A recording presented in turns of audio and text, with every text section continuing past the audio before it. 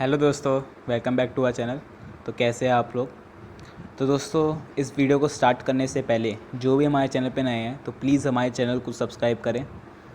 तो आज हम 9th क्लास के हेरॉन्स फार्मूला चैप्टर के एक्सरसाइज 12.1 का सेकंड क्वेश्चन सॉल्व करेंगे। ठीक है, तो इस क्वेश्चन में अपन से कहा गया है the triangular side walls of fly have been use for advertisements, यानी कि जो ये आपको एरिया दिख रहा है ये वाला छोटा सा ट्रायंगल वाला, ये एडवर्टाइजमेंट्स के लिए यूज़ होता है ये वाला एरिया। ओके, ठीक है। The sides of the walls are 122, 22 and 120 metre. ठीक है, तो एक रफ डायग्राम इसका सबसे पहले बनाएंगे अपन। ये एक ट्राइंगल जिसकी साइड है ये वाली 122 दे रखी है, ये वाली साइड 120 दे रखी है और ये वाली साइड इसकी 22 मीटर दे रखी है। ठीक है।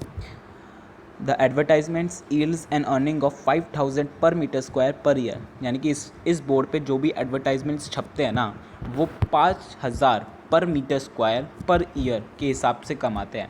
अब कोई कंपनी उसको 3 महीने के लिए हायर करती है उस वॉल को, तो उसको कितना रेंट देना पड़ेगा। ठीक है, सबसे पहले अपना जो काम होना चाहिए वो होना चाहिए कि इस ट्रायंगल का एरिया निकालता है। ठीक है, एरिया निकालने के पहले एरिया निकालने के लिए सबसे पहले अपन को सेमी पेरीमीटर निकालना होगा। ठीक है, तो सेमी पेरीमीटर होगा पेरीमीटर का हाफ। ठीक है, तो इसका पेरीमीटर हो जाएगा 122 plus 120 plus 22 divided by 2।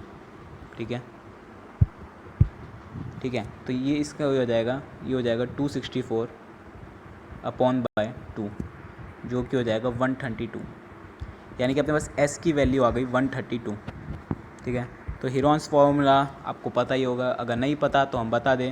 Heron's formula होता है under root s minus a s minus b and s minus c, ये होता है हेरॉन्स फार्मूला। ठीक है, तो a अपन को पता है, ए बी सी किसी मतलब वो नहीं, सीक्वेंस नहीं चाहिए होता। आप ए बी सी किसी को कुछ भी मान लो, वो सब एक ही नंबर से उसका डिफरेंस निकाला जा रहा है, तो इस सीक्वेंस की आप चिंता मत करिए। ठीक है, अपन ए 122 मान लेते हैं, बी जो है वो 120 मान लेते हैं और सी जो है वो 22 मान लेते हैं। ठीक है, अब निकालते हैं फॉर्मूला से एरिया।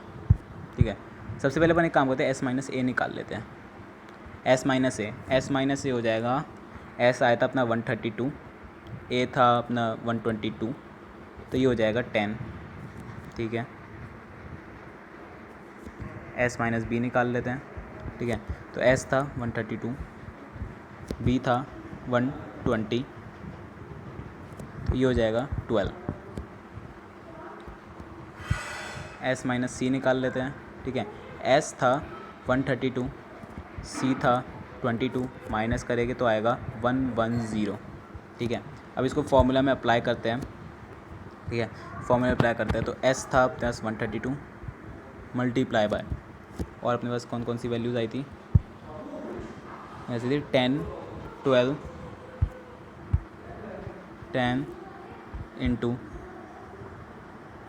12 इंटू 110, ये सारी वैल्यूज़ आई थी। तो अपन एक काम करते हैं, 132 को सिंप्लीफाई कर देते हैं। 130 को अपन को क्या लिख सकते हैं, 11 इंटू 12, इसको लिखते हैं 11 इंटू 12 इंटू, और मैं क्या करेगा 10 इंटू 12, 10 इंटू 12, और 110 दे रखा था उसको अपन लिख देते हैं 11 इंटू 10। ठीक है, तो 11 के एक पेयर बन गया, 10 का एक पेयर बन गया, 12 का एक पेयर बन गया, तो ये सब बाहर आ जाएंगे, तो 11 इंटू 12 इंटू 10, ये अपने पास इस ट्राइंगल का एरिया आ जाएगा। ठीक है, तो इस ट्राइंगल का एरिया अपने पास कैलकुलेट करने के बाद निकलता है 11 इंटू 12 इंटू 10। ठीक है, ये निकलता है अपने पास 1320 मीटर स्क्वायर।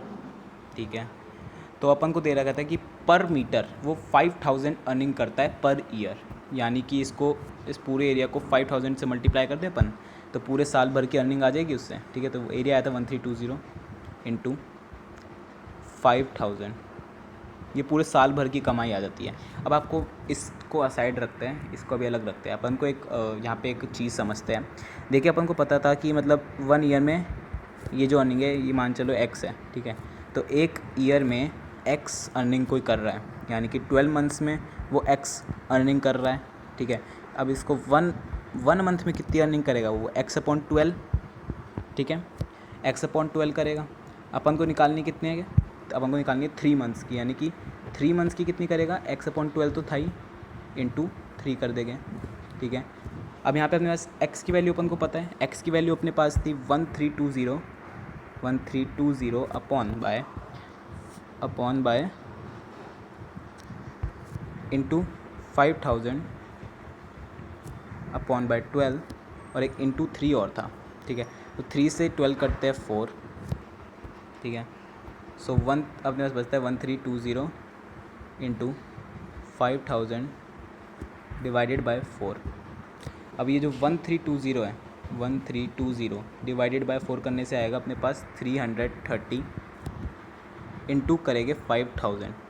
तो ये जो भी इस सॉल्व करने के बाद आंसर उनको मिलने वाला है ना, ये पूरे इस क्वेश्चन का आंसर होगा, फाइनल आंसर होगा, ठीक है। तो इसको सॉल्व करते हैं। 330 इंटू 5000, ये अपने पास कैलकुलेट होने के बाद आंसर आता है 1650000। तो ये उस कंपनी को इतनी रेंट देनी पड़ेगी और ये अपना फाइनल आंसर है, ठीक है। तो दोस्तों आज के लिए इतना ही। अगले वीडियो में इसी एक्सरसाइज के थर्ड क्वेश्चन की बात हम करेंगे। तो दोस्तों अगर आपको हमारे पढ़ाने का मेथड अच्छा लगे ना, तो प्लीज़ हमारे चैनल को सब्सक्राइब करें। जब तक के लिए बाय बाय।